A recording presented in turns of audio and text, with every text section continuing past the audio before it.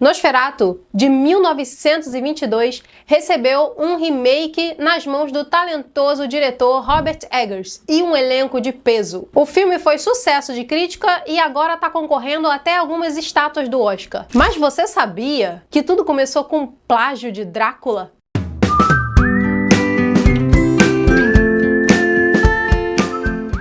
Oi, meu nome é Débora, eu sou mais conhecida aqui e nas redes vizinhas como Deb Escreve. Eu sou escritora, leitora e cinéfila de plantão. E já se prepara porque esse é o tipo de vídeo pra gente aprender sobre cinema. Um pouco de história, de movimentos, estética, iconografia e o fascínio que as narrativas sobre vampiro exercem no público há pelo menos um século. Sinceramente, o filme de Eggers merecia mais indicações, até de melhor filme na minha opinião. E já que toquei no assunto Oscar, tem um recado mega especial para você. Agora, dia 2, eu estarei na live do Oscar com a Liga Nerdola. Eu, Giga, Omar, os meninos do Linhagem e mais uma galera. Nós vamos comentar muito essa transmissão do Oscar. As injustiças esnobadas, é claro, mas também muito filme bom, que apesar do que anda acontecendo nesse tipo de premiação, ainda merece seu lugar ali. Vai rolar bolão, muita resenha, tudo lá no estúdio da Brasil Paralelo, que abraçou a iniciativa do Linhagem. E agora eu tô lá no meio também. Então marca na sua agenda, domingo, dia 2, ao vivaço, começa às 8 horas da noite a transmissão.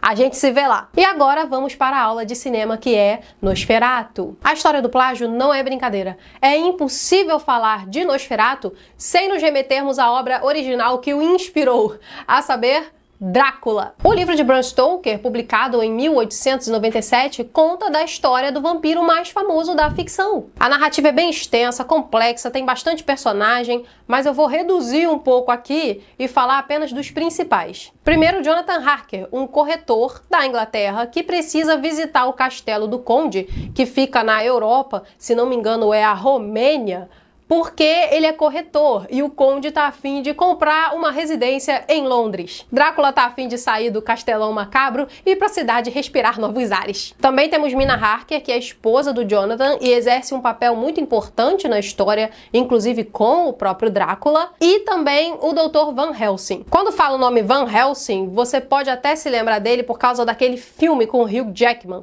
mas ali naquele filme, o Van Helsing tá ligeiramente mais atlético, se bem que o Hugh Jackman tem o poder de tornar qualquer personagem atlético. O Van Helsing do livro age como um caçador de vampiros assim, mas ele é mais um cientista maluco misturado com um exorcista. Enfim, na história de Bram Stoker, o Conde Drácula consegue fazer do Jonathan Harker um refém em seu castelo enquanto viaja para Londres. E você pode imaginar que nessa viagem de navio, calamidades aconteceram. Mina Harker é o principal alvo do Conde e há uma certa atração ali. E o Van Helsing é um dos líderes na tropa de pessoas para ajudar a eliminar o vampirão. Tem o Jonathan Harker e mais uma galera. Mas como eu disse, a história é bem elaborada e aqui eu só tô fazendo uma sinopse bem curta para propósito desse vídeo. Se quiser conferir algo um pouco mais elaborado sobre o livro do Bram Stoker, eu já fiz resenha aqui no canal. É uma das bem antigas, mas vale a pena conferir. Vou deixar aí no card. Uma vez que temos a estrutura do livro Drácula, dá pra falar da história do filme Nosferatu,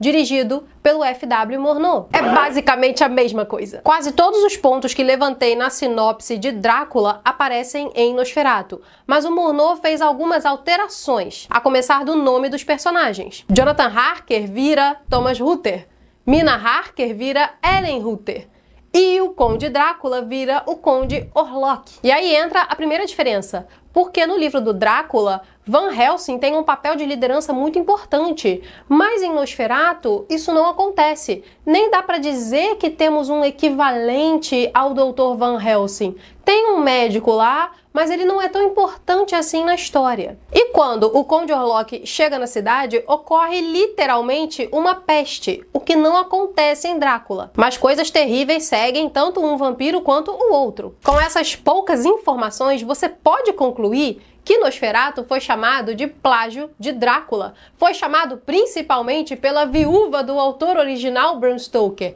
Ela processou os produtores do filme e ganhou. Resultado? ordem judicial para destruir todas as cópias de Nosferatu. Mas o fato é que algumas sobreviveram e o filme chegou até nós, com direito a vários remakes e versões. Mas o que fascina é que Nosferatu criou uma outra figura de vampiro, quase ou tão importante quanto a do Drácula. E nesse sentido, o plágio superou o original. Porque vamos lá, Drácula ganhou várias versões icônicas no cinema, e eu vou citar 3 aqui. A de 1931, com Bela Lugosi, que é responsável por dar esse ar aristocrático ao vampirão. É por causa dele que associamos vampiros com classe e riqueza. Em 1958, Christopher Lee, mais um eterno, o Saruman, né? Interpretou um Drácula que nos trouxe a imagem do vampirão que apavora, que dá medo. E aí temos a versão de 1992, do diretor Coppola, que também é o cara que fez O Poderoso Chefão, e nos trouxe um Drácula que é tudo isso, mas também calibrado na sensualidade e na sedução. Escolher o Gary Oldman para interpretar esse papel foi golpe de mestre. As cenas entre o Drácula dele e a Mina Harker da Winona Ryder quase me fizeram esquecer do sotaque atroz do baby Keanu Reeves. E por que é importante falar desses filmes? Tanto de Drácula quanto de Nosferatu e suas muitas versões. Porque tem muita história de vampiro por aí, né? Ora, simplesmente porque nesse caso a lei estava errada. Quero dizer, a letra da lei estava certa, mas o efeito que essa decisão judicial poderia causar é simplesmente não termos Nosferatu. Já pensou se as cópias do Murnau não sobrevivessem? Estaríamos diante de uma versão de vampiro completamente apagada da história. Aí a gente precisa entrar no pulo do gato do diretor Murnau. Foi plágio? Foi plágio. Mas ele copiou Drácula como só um artista sabe fazer. Pensa bem, se tudo que Nosferatu tivesse para nos oferecer fosse uma história requentada, esse filme não teria se tornado um ícone do horror e do cinema em geral. Lembra que mencionei os nomes alterados dos personagens? Do inglês para o alemão? Então, Nosferatu é uma obra cinematográfica icônica do movimento expressionista alemão. E é nesse momento do vídeo que eu faço a recomendação forte. Assista Nosferatu, tanto o antiquíssimo do Murnau, quanto o novíssimo do Eggers. É uma forma muito linda e prazerosa de aprender sobre cinema. Mas eu começaria do Murnau. Cinema mudo, preto e branco, você não vai se arrepender. Bora começar desse tal de expressionismo alemão? Porque eu preciso confessar pra vocês que eu tive que dar uma pesquisada antes de fazer o vídeo aqui. O único filme desse movimento que eu conhecia é o mais famoso deles, O Sétimo Selo, de Ingmar Bergman. Só que se você pegar as cenas do filme do Murnau e do Bergman, você vai reparar rapidinho os padrões. A ideia desse movimento é o impacto visual, lançar mão de ângulo, iluminação, contraste, para causar muito desconforto e drama. É o tormento da alma humana através de imagens singulares por um motivo: você nunca mais esquece. Também é preciso destacar a interpretação imortal do ator Max Schreck. Eu não sei se o nome dele se fala exatamente assim, mas toda vez que eu leio, me vem a palavra Shrek na cabeça. Esse ator incrível que interpretou o Conde Orlok. Ele deu vida ao papel de uma maneira fantasmagórica, atmosférica, como eu disse, e no melhor sentido possível, demoníaca. Ele consegue, sem falar uma palavra, encarnar uma figura ameaçadora e, ao mesmo tempo, atormentada. Isso tá em cada detalhe do corpo dele, da caracterização do personagem, claro, evidenciado por esse estilo expressionista alemão. Tá ali no formato de garras das suas mãos, que simbolizam sempre um perigo eminente, mas também uma coisa distorcida, má, e também naqueles olhos grandes e assombrados. Tudo que se pode dizer da atuação dá para falar do próprio cenário. Sempre que eu penso em Nosferatu, eu me lembro de uma foto que vi antigamente. Eu acho que foi numa revista. Mas há algum tempinho atrás eu adquiri o livro do Drácula numa edição muito bacana,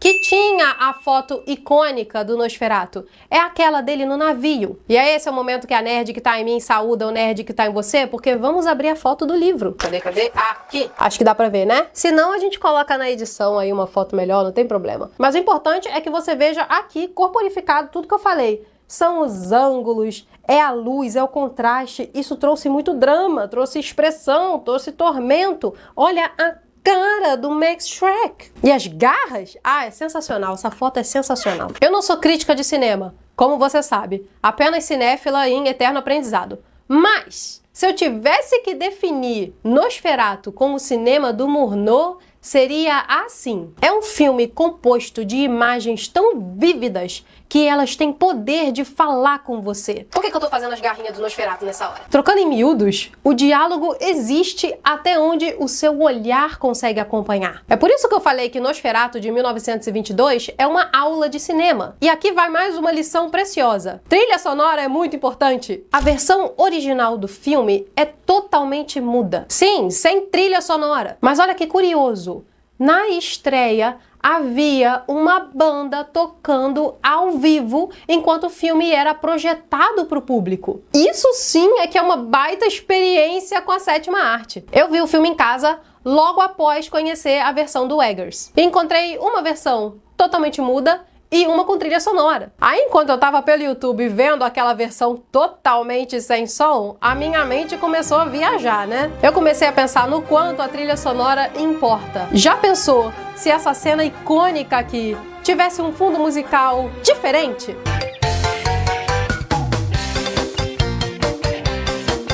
Agora imagina todo o drama do original com essa trilha aqui.